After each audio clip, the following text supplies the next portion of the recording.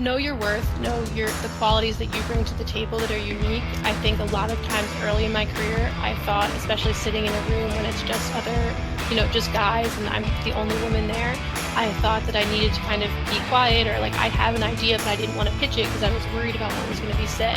So I think knowing your value, knowing the unique kind of skill set that you bring, the unique voice, perspective that you can provide, and don't let yourself kind of shrink down. Like, be yourself, bring yourself into that room. Welcome to Midland Money Mindset, your weekly dose of inspiration and insights to ensure you enjoy each step of your journey. Whether you're saving for the future, planning your next big adventure, or simply looking to add more joy to your life, you've come to the right place. Now, let's dive in. I'm Larry Sprung, your host for the Midland Money Mindset and founder and wealth advisor of Midland Financial. Today's guest is Meghan O'Donnell, co-founder of empowHERed. Meghan's journey is nothing short of inspirational, and in today's episode, you'll discover why her insights are essential for anyone striving to excel in business and beyond. From her experience as a co-founder to her passion for empowering women, Meghan brings a wealth of knowledge to the table. Whether you're an aspiring entrepreneur, a seasoned business leader, or simply someone looking to unleash your potential, this conversation with Meghan promises to be both enlightening and empowering. Get ready to unlock new perspectives, strategies, and mindset shifts that will propel you toward your own financial and personal success. So without further ado, let's dive into this enriching conversation with Meghan O'Donnell. Well, I have the pleasure today of being with Meghan O'Donnell, co-founder of empowHERed. And yes, I'm accentuating the her in empowHERed, and you'll see what I mean when you go to our website, check out our company, because they're doing some great things over there. So welcome to the show, Meghan. Thank you so much, Larry. I'm so excited to be here. Me as well. And, listen, I am so, intrigued by the entrepreneurial journey. I think it's so fascinating. We'll spend a lot of time on what you're doing today with empowHERed. But before we jump into that, can you give our listeners a little bit of background about how you came to be an entrepreneur, the journey leading up to it? Absolutely. It really was not something that I ever intended to do, not something that I set out to do. I started my career in sports at ESPN and then with the Philadelphia Eagles, and had always thought that that was just kind of the route I was going to continue. But actually, kind of circumstances during my career led me to start empowHERed. One of the reasons that I left ESPN was because of sexual harassment and a toxic environment, which I know we had talked about a little bit previously when we first met. But that is kind of what sparked it, in the back of my head. I was like, I'd like to do more for women looking to break into the sports industry, because it's a very male-dominated space still, and there aren't a lot of resources, there's not a lot of transparency, and there's not a lot of mentorship or even kind of inclusion even from other women in the space. A lot of times there's kind of this scarcity mindset that exists.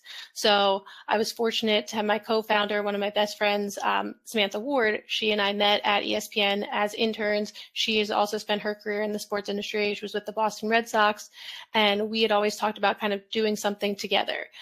So we started empowHERed a little over a year ago at this point as a way, at first it was going to kind of be a side project. We were like, we want to start this company as a way to create this community of mentors, of transparency, providing educational resources, webinars, that type of thing.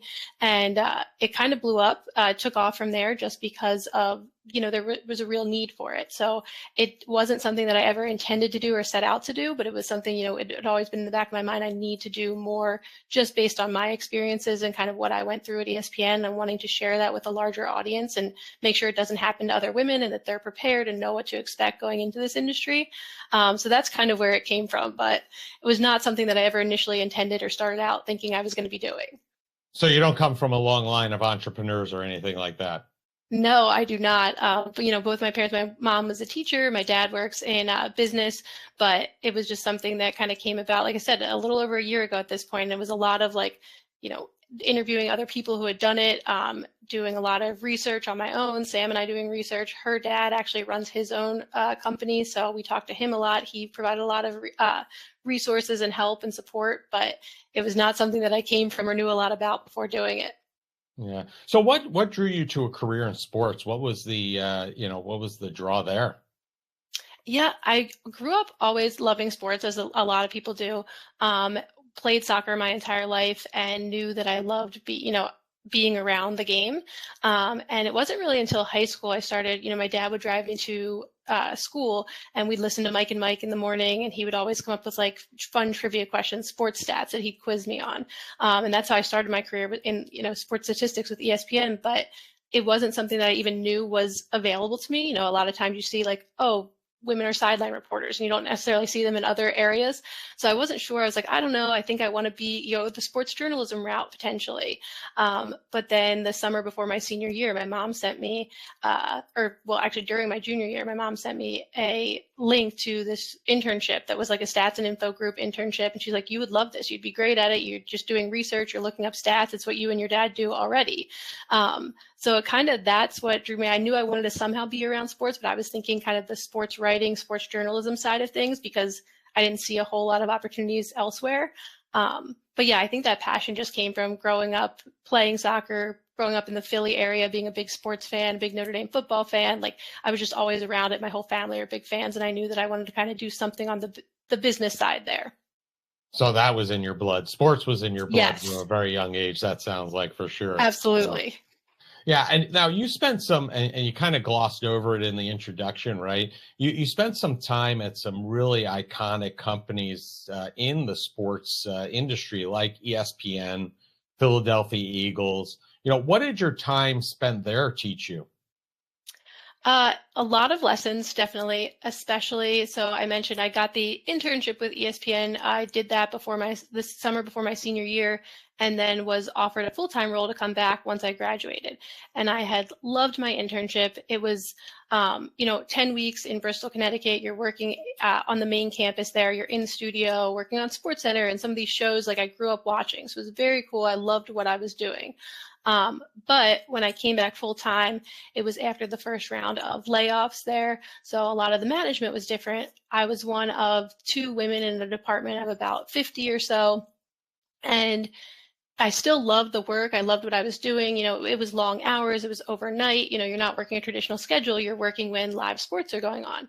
But it got to the point, slowly started out as kind of misogynistic comments here and there, like a manager who, I think I shared this story with you. I was in a college football meeting, like where we're pitching ideas, and it's me and probably 15 other men and our male manager. And I had pitched a storyline about Notre Dame team, a top 10 matchup between Notre Dame and NC State, where Notre Dame had 2 offensive linemen who ended up going top 10.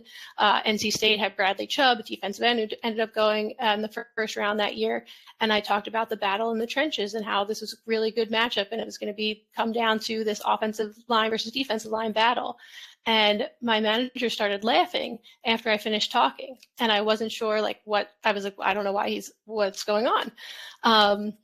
And he goes, I'm sorry. He's like, it's just so funny to hear a woman talk about the nitty gritty details of football and say things like the battle in the trenches. He's like, they don't usually know that stuff. And then all the guys in the room laughed with him, guys who I considered my friends, like my coworkers. And I just remember that was very upsetting to me, especially as a 22-year-old. Like, I didn't say anything. I didn't know how to respond to that. There were other comments, I would talk about Mike Trout being my favorite baseball player. And I had a manager say, he's like, oh, you just think he's hot.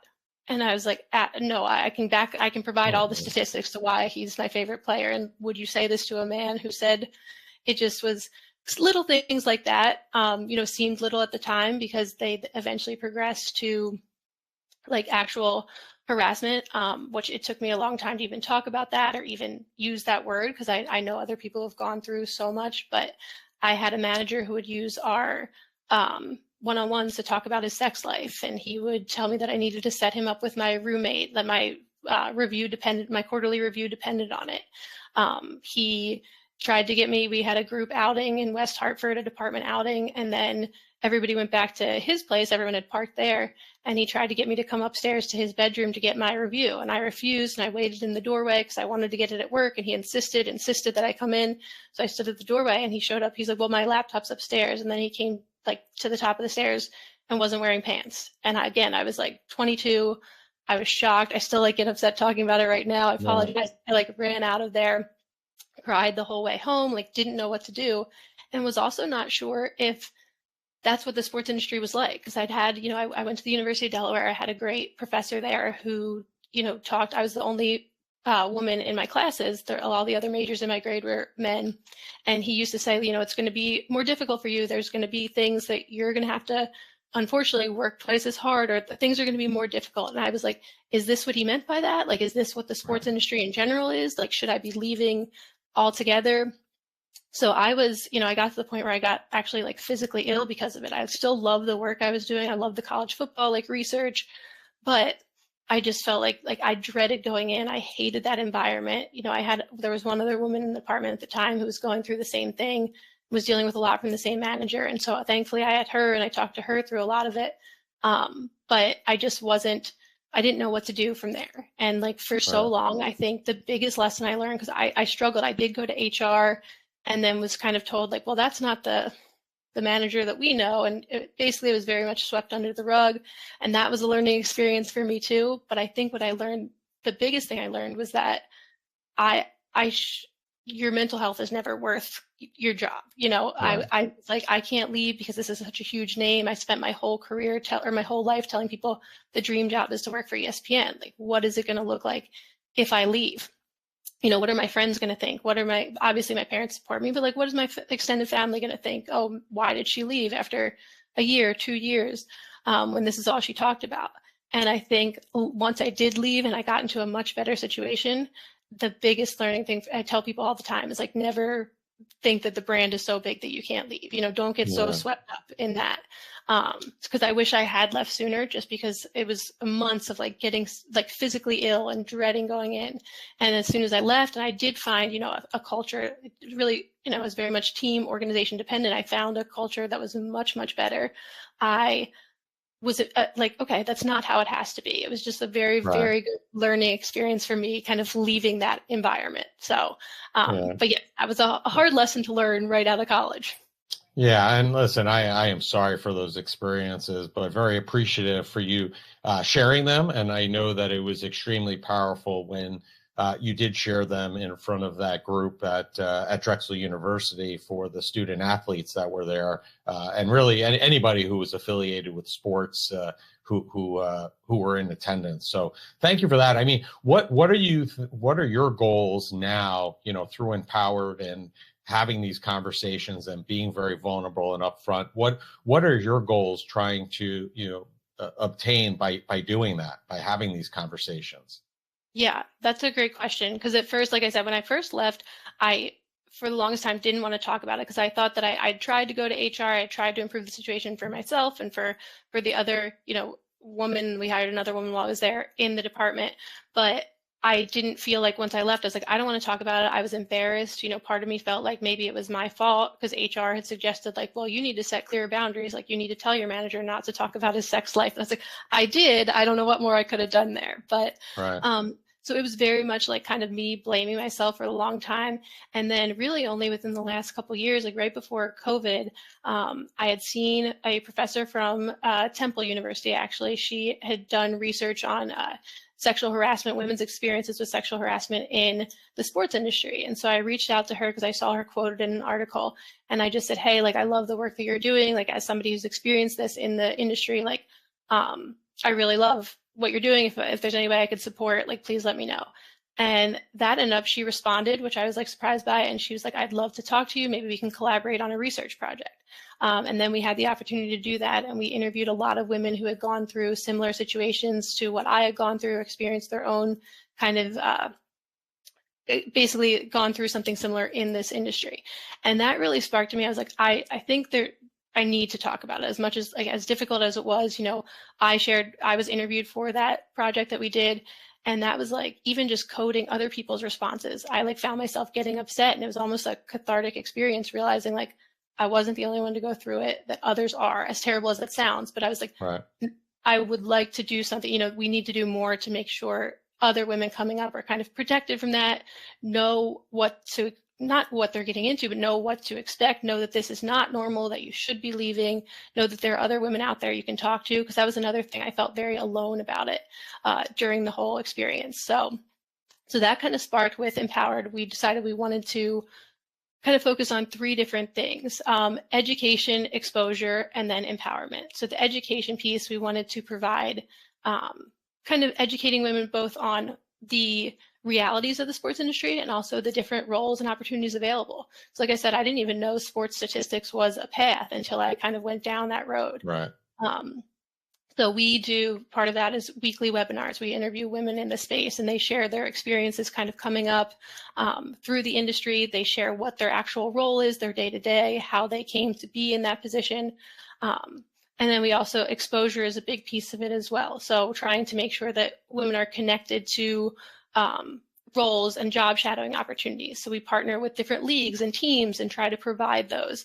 And same thing, the empowerment piece is just like we will do, mental health webinars, or we did a leadership development summit with the Philadelphia Union where we were able to go into the stadium and provide different kind of leadership trainings. And it's just very much built on community. And so that's what kind of inspired it, this like desire to provide more transparency. And Sam, my co-founder, I mentioned, she came from the Red Sox and she dealt with not a sexual harassment experience, but she dealt with a female manager who was very possessive and kind of had this scarcity mindset we talk about and wasn't looking to help grow other women in that space or support them. And we were like, we never want to be like that. We want to kind of provide and create the opposite of that.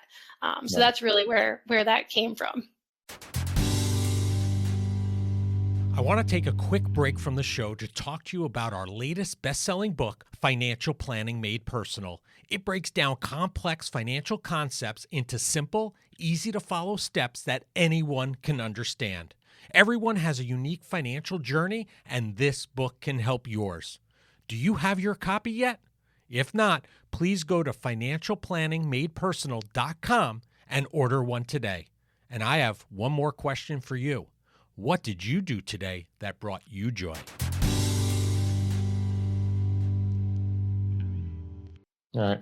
One of the things that you mentioned earlier, and I remember you talking about it when we were there, was, how you shared that during this, time that you were having these issues with the manager and, the experiences you were having, you didn't realize, your words, that your symptoms that you were going through and the way you were feeling could be, a result of mental health. You thought it was like a physical or some kind of physical ailment and didn't really have that tie back to mental health.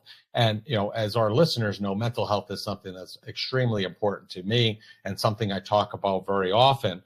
How do you think we continue to educate in that realm so that people do understand that there is a direct link between our physical health and our mental health, so that others who may be struggling like you were can kind of make that tie rather than having to investigate maybe down various areas that lead them not to an answer, rather than getting them there much more quickly as a result? Absolutely. Yeah. Like you said, I had no idea. At first I was like, man, I've been sick but as it continued to go on, they're like, there's nothing, we're not finding anything. A doctor didn't even diagnose me, and it was going on for months. So I think really, because like at that point, I mean, this isn't that long ago now, 2016, 2017, but still, even at that point, I felt like there weren't a whole lot of conversations around mental health, especially in the workplace. So it was not something that ever occurred to me. Actually, my little sister is the one who first brought it up to me. She was in high school at the time, and she was like, it could be related to just the stress and anxiety of what you're dealing with every day. So I think normalizing conversations, and I think we have come a long way in the last couple of years, but kind of normalizing these conversations rather than, for so long, it was this culture of just go, go, go, like this burnout, it leads to burnout. And, even if you're not dealing with the harassment piece, but you're just expected to be on call 24/7, that can lead to these kind of mental health issues and challenges. So I think kind of normalizing talking about it, checking in on not just your family and your friends, your coworkers, if it's a really stressful time, that's really what helped me. Like I said, I had another woman in the department who unfortunately was going through the same thing, but we had each other to talk to about it. I had Sam, and I would call, I had my friends from home, and I would tell them stories about work, and I'd be like, they'd be like, Megan, that's not okay. That's not normal. And I was like, no, that's not even the bad. I'm getting to the bad part of the story. And they're like, no, what you just said. I was like, that's nothing compared to wait till I tell you what happened the next day. And they're like, no, that's not okay. That's not normal. you shouldn't be getting sick. Like, so I think just being able to have those conversations, and I think it really, from an organizational level standpoint, having like supports in place and kind of education, because yes, you can have like, a therapist or a counselor who's available, but if people don't know that that's available, if they don't know that they have somebody they can go talk to, it's really not, it's not very useful. So I think kind of continuing to have conversations, just all of us being comfortable having those conversations and not making mental health a taboo subject. And then from an organizational standpoint, trying to make sure that you're providing the supports and educating people on the resources that are available to them. Yeah, I think those are great points. And, what advice, obviously you had struggled at work. You were trying to, tell this individual and, various individuals, the person themselves, HR, et cetera, and you kind of, well, you went unheard for quite a while. What advice do you have for others out there that might be experiencing something similar? Maybe not exactly the same, but just in general, they're not being heard at work for whatever reason. What advice do you have for them in order to potentially be heard in their current role? I'd say keep looking for someone to listen. I talked to multiple people. I talked to multiple other managers about the situation. I had my direct manager actually threaten me with retaliation, but I was like, I can't, like, there's nothing worse. Like at this point, I did not want to be fired. I was so afraid to lose my job, but I was also in such a stage there. I was like, it can't get much worse than right now. Like I'm getting sick every day. I'm, 6 hours from my family. I don't have consecutive off days or time to even go see them. So just finding people who would listen. Like I said, my friends were like, this is not normal, or calling Sam and being able to just cry to her, as I was updating my resume to look for other jobs. So even if you're not being heard in the moment, continue to, there needs to be an outlet, even if it's not HR, even if it's not somebody at work who's listening, finding those people who will be there and support you. And also don't be afraid to leave. If there's no one there, somebody should listen, somebody should care about this. If they don't, I think that speaks to the larger culture, and it's not the place you want to be anyway. And so I know it can be difficult. I was there for several months, looking for another job, but just having those people that I could talk to, my friends, my family members who supported me, and knowing that was something that I could leave. I wasn't stuck here forever. I was like, I need to, if I've got to get out, I've got to do it. So I think that was the biggest thing. So don't be afraid to leave. And that also taught me the importance of, when you are looking for other roles, asking about culture, talking to other people who work there, who would be in the same position as you, looking at their mental health resources. Do they actually do things to support employees and empower them to speak up? And just culture became it was not something I ever considered kind of coming out of college. And now it's something that the biggest thing, if I work with people, knowing the culture and knowing that it's going to be something that, an environment that I want to be in. Sure. So I don't think you mentioned it. I don't even know if we mentioned it last time when I saw you speak to that group, but how did you and Sam come to know each other? Did you know each other before, or did you meet while working together in the sports industry? How did that all come together? We were actually both, the summer before our senior year, we were both part of ESPN's summer intern class in Bristol, and we were randomly roomed together. And like I said, she was in with ESPNW in kind of the sports marketing and content creation. So she worked most of the other interns worked normal 9 to 5s, but I worked usually 4 p.m. to 1 a.m. or 2 a.m. depending on the day. And but somehow we just immediately hit it off. We got along great. We worked together on an intern pitch project that we won, got the chance to travel with College Game Day our senior year, and we're just constantly together and just became really good friends. I think we have a very similar mindset, work ethic, and just that kind of drew us together, and we've been best friends ever since. She went to UNC, I went to Delaware, but we stayed in touch, obviously, the whole time, and kind of have been a support system for one another. She's one of my only female friends in the industry when I first started out, the only other female I knew. So we've kind of stayed close because of that, and she's just one of my best friends. So that internship was almost meant to be. It was, yes. Very, although it led you down a path of the experiences you went through, which are, terrible. Had you not had her, it could have gone a very different way, because it sounds like she was really somebody that you leaned on and really helped you work through this, and now you're looking together to help other women not experience the same thing, or be able to navigate it maybe a little bit better. Yeah, absolutely. We actually had this conversation just the other week where I said, I was like, because we were in an apartment full of 9 girls total. And I was like, imagine if we'd been roomed with like other people. Like, I can't imagine like not having her in my life. So yes, like, and I'm actually very grateful for my time at ESPN, because not only did it give me Sam, I met my husband there. I Wow. developed, like I said, it helped me kind of, I learned so much about what I wanted in a workplace and like how I could advocate for other women. I think it really shaped who I am today.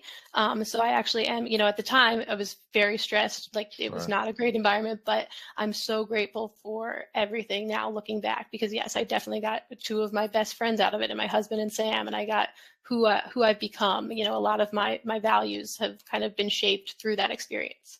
Wow. Now, I know you mentioned those 3 kind of pillars or 3 avenues that empowHERed was looking to operate in.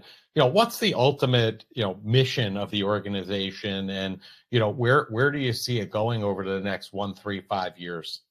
Yeah. So our goal is really to create more opportunities and provide professional development for women looking to break into or advance in the sports industry. We also work with female athletes. So right now, we work with a lot of college partners with their sport management, sport journalism departments to provide, like we said, those webinars, the mentor program, in-person events for the students. But we also work with, we're partnered with the National Women's Soccer League to work with their athletes, because as you know, most female athletes, unlike a lot of male athletes, have to have a post-playing career. There's something that they're doing after they're done playing, unless you're Alex Morgan, Megan Rapinoe. So we work with them to provide professional development for the players, to set up job shadows and internships for them during the off season, and really help them get prepared for what they want to do, what they want their life after soccer, after their sport to look like.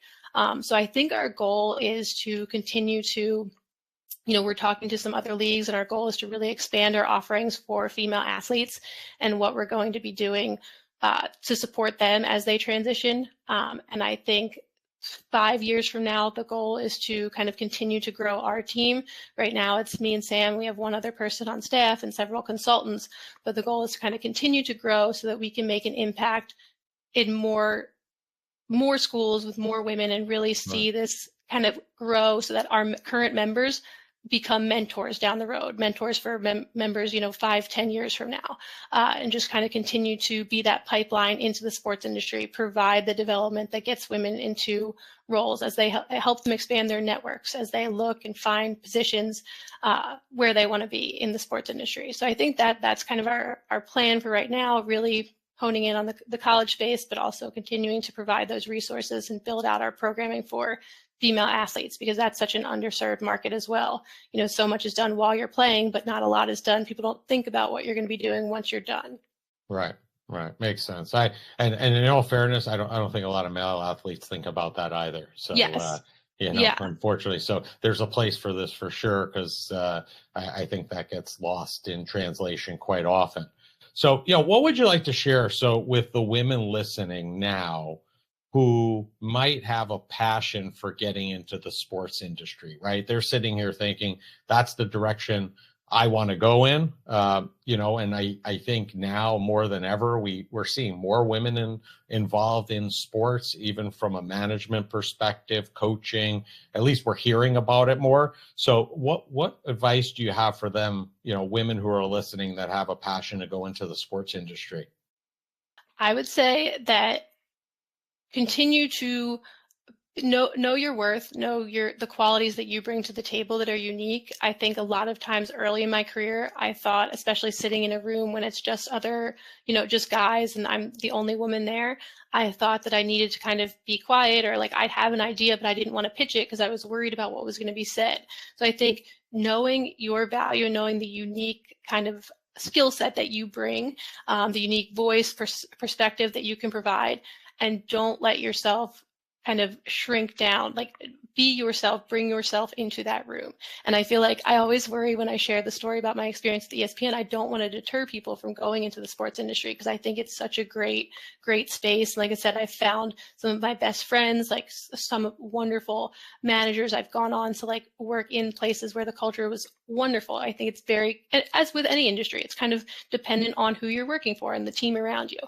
So that's my biggest fear, is I'm always worried that I'm going to deter people, but I just think I want people to know that it is a tremendous space. You can find, you can provide a lot of value by bringing your full self into that room. So I don't want people, it is still very male dominated, but I think for the women listening, like you add value, and just know that, trust in yourself and have that confidence in your voice to speak up and kind of present your ideas and bring those to the table.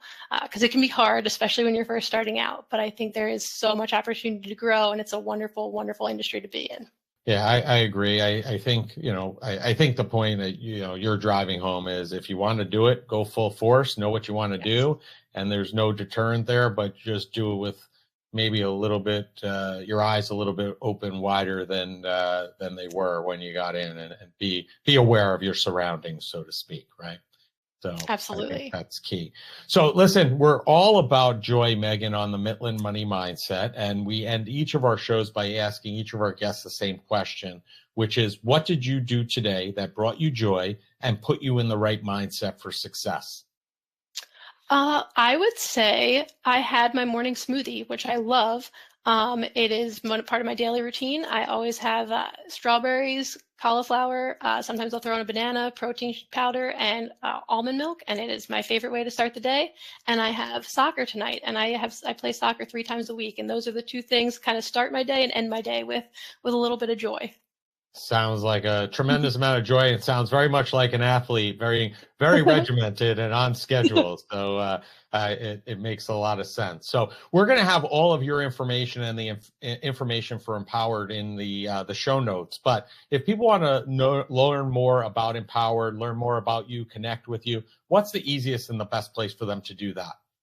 Yeah, absolutely. You can go to www.myempowHERed.com. It's spelled, so it's MYEMPOWHERED.com. And then that has all of our social media on there. You can follow us on Instagram, TikTok, LinkedIn. Feel free to connect with me on LinkedIn. Again, it's just Meghan O'Donnell, but always happy to connect with people, whether you're in the sports space or not, and just kind of continue the conversation around inclusivity. Yeah. And if you didn't catch that spelling because you're in the car or what have you, just check out the show notes. We'll have the link in there for you to click through to, so you don't have to remember the spelling. But, I appreciate you being vulnerable and sharing your story. It was a pleasure to see that at the event that you did in combination with my son Zach's school's Drexel and their sports program. And I appreciate you sharing your story here, because I know that you will be impacting many people and hopefully making the sports industry and the world just a little bit better place by doing so. So thank you for doing that, Meghan. It's been a pleasure. Thank you so much. And thank you for having me. I was so happy to meet you and your wife, and love what you're doing and your mission as well, because it really obviously resonates with me. And I appreciate you just having this platform and providing this opportunity. So thank you. Thank you. And enjoy your day. Thank you. You too. I want to thank Meghan O'Donnell for being a guest on the Midland Money Mindset. Meghan's life experiences are unfortunately all too commonplace, and her desire to affect change and make the world a better place is inspiring. Meghan and her co-founder Samantha are true examples of finding a problem and trying to solve it with a passion that is second to none. Meghan O'Donnell and empowHERed can be found across most social media platforms. All the contact information needed to find them can be found in the show notes. Thank you for joining us on this episode of Midland Money Mindset. Remember, it's not just about the money, it's finding joy in the journey and embracing the right mindset. If you love the show, be sure to subscribe, rate, and leave a review. Don't forget to follow along for more tips and inspiration. Please visit the social links below to connect with Larry or his guests. Until next time, keep smiling, keep thriving, and remember to think about, what did you do today that brought you joy?